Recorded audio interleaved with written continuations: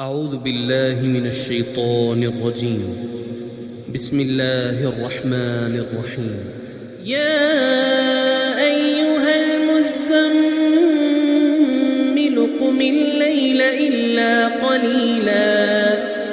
نصفه أو انقص منه قليلا أو زد عليه ورتل القرآن ترتيلا إنا سنلقي عليك قولا ثقيلا إن ناشئة الليل هي أشد وطئا وأقوم قيلا إن لك في النهار سبحا طويلا واذكر اسم ربك وتبتل إليه تبتيلا رب المشرق والمغرب لا إله إلا هو فاتخذه وكيلا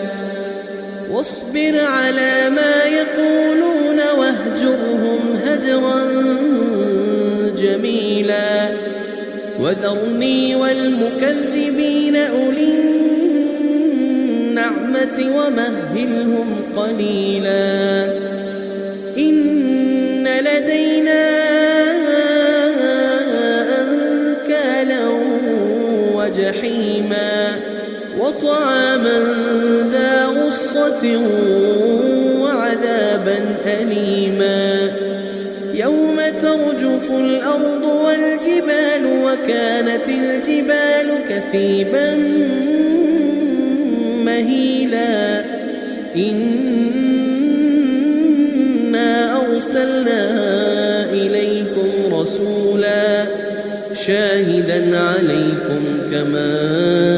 أرسلنا إلى فرعون رسولا فعصى فرعون الرسول فأخذناه أخذا وبيلا فكيف تتقون إن كفرتم يوما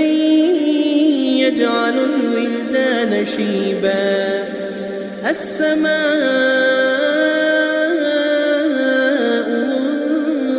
منفطر به كان وعده مفعولا إن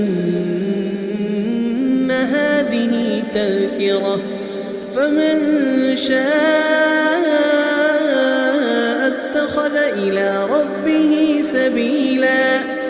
إن ربك يعلم أنك تقوم أدنى من ثلثي الليل ونصفه وثلثه وطائفة من الذين معك والله يقدر الليل والنهار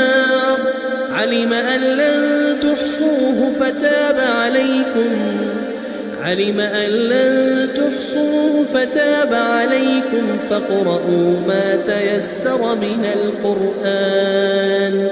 علم أن سيكون منكم مرضى وآخرون يضربون في الأرض يبتغون من فضل الله وآخرون يقاتلون في سبيل الله فاقرؤوا ما تيسر منه وأقيموا الصلاة وآتوا الزكاة وأقرضوا الله قرضا حسنا وما تقدموا لأنفسكم من خير تجدوه عند الله هو خيرا وأعظم أجرا واستغفروا الله